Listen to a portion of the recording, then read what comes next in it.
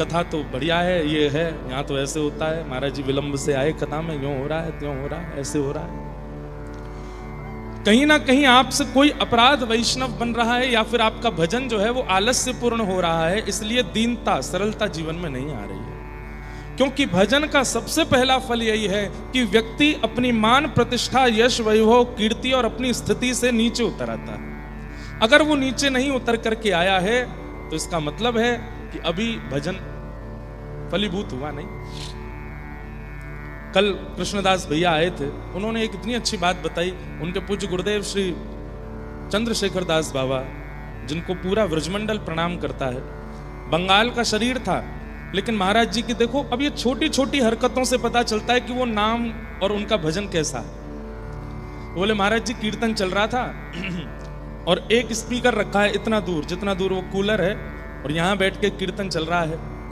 अब बाबा के आने का रास्ता है ऐसे, यूं आकर के इधर बैठना है। तो कहते हैं कि वो ऐसे नहीं आए हैं, ऐसे घूम करके आए। तो सबने पूछा आप आगे से महाराज जी पधारो, तो क्या बोले?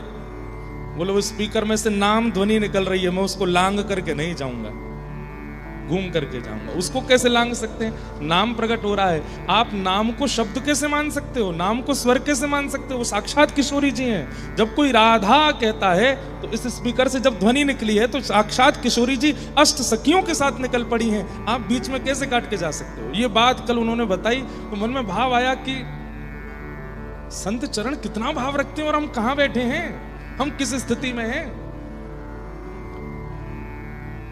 नाम जापक व्यक्ति के चित्त में, स्वभाव में, व्यवहार में, क्रिया में, विचार में, सोच में, सब में परिवर्तन आने लगेगा। और सबसे विशेष परिवर्तन, वो झुकने लगेगा, उसके अंदर दीनता आ जाएगी, सरलता आ जाएगी, विनम्रता आ जाएगी। और अगर वो विनम्र नहीं हुआ है, नाम जपता है 2-2 लाख, तो केवल आडंबर कर रहा है, नाम नहीं है। क्योंकि नाम कृपा करता है। बंधुओं, जब श्री राधा बोलते हो ना, कितनी बार बोलना है ये तो आप अपने गुरु आज्ञा मान लीजिएगा। गुरु जी कहे इतना इतना तो उतना करिए, बाकी हमारी मानो। एक बार भी बोलो तो कैसे बोलो? श्री राधा। बस ये श्री राधा शब्द बोलते ही आपका नेत्र बंद हो जाए। सघन कुंज है, सघन कुंज में सुंदर सेज है, सेज के एक तरफ ललिता, एक तरफ विशाखा, यहाँ चमड़ उड़ा रही हैं, यहाँ मोर चली कर रही हैं, सामने अष्ट सखियां सब हाथ में कोई पुष्प लेके खड़ी हैं, कोई गजरा लेके खड़ी हैं, कोई पान लेके खड़ी हैं, कोई पीकदानी लेके खड़ी हैं, कोई पंखा जल रही हैं। वो सब अष्ट सखियों के मध्य